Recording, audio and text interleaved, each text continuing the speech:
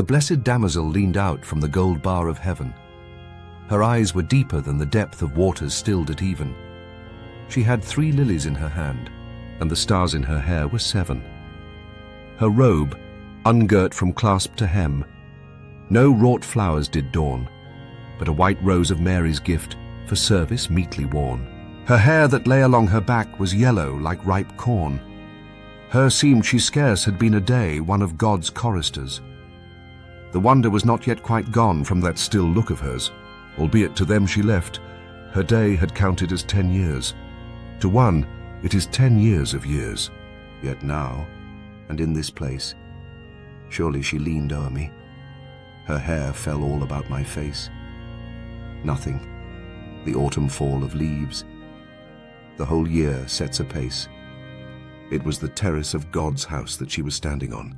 By God built over the sheer depth the witch's space begun, so high that looking downward thence she scarce could see the sun. It lies in heaven across the flood of ether as a bridge. Beneath the tides of day and night with flame and blackness ridge, the void, as low as where this earth spins like a fretful midge. But in those tracts with her, it was the peace of utter light and silence. For no breeze may stir along the steady flight of seraphim, no echo there, beyond all depth or height. Heard hardly some of her new friends, amid their loving games, spake evermore among themselves their virginal chaste names, and the souls mounting up to God went by her like thin flames. And still she bowed herself and stooped out of the circling charm, until her bosom must have made.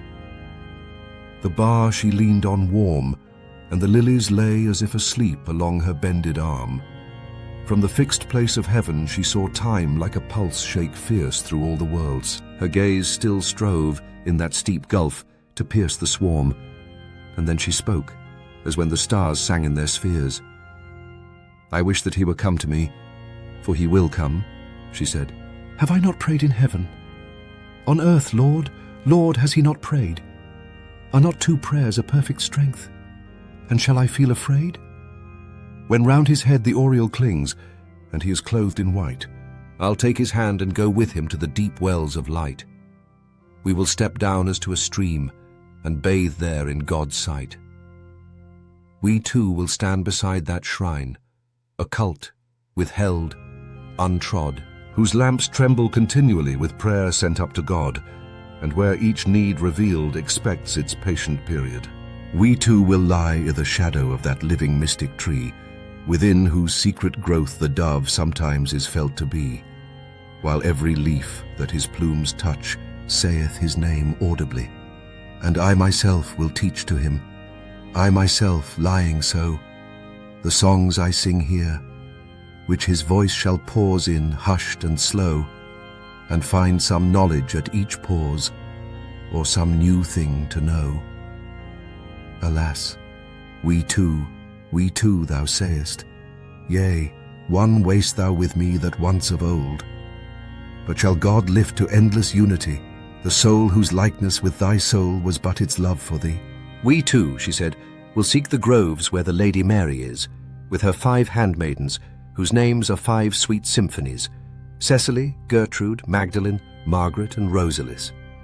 Circle-wise sit they with bound locks and bosoms covered, into the fine cloth, white like flame, weaving the golden thread, to fashion the birth robes for them who are just born, being dead.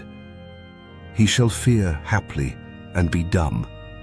Then will I lay my cheek to his and tell about our love, not once abashed or weak, and the dear mother will approve my pride and let me speak.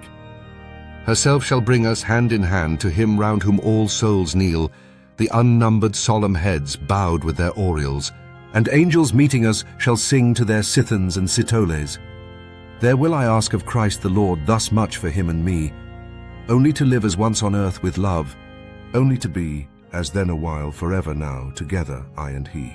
She gazed and listened and then said, less sad of speech than mild, all this is when he comes. She ceased. The light thrilled towards her, filled with angels in strong level flight. Her eyes prayed and she smiled. I saw her smile. But soon their path was vague in distant spheres, And then she cast her arms along the golden barriers and laid her face between her hands and wept. I heard her tears.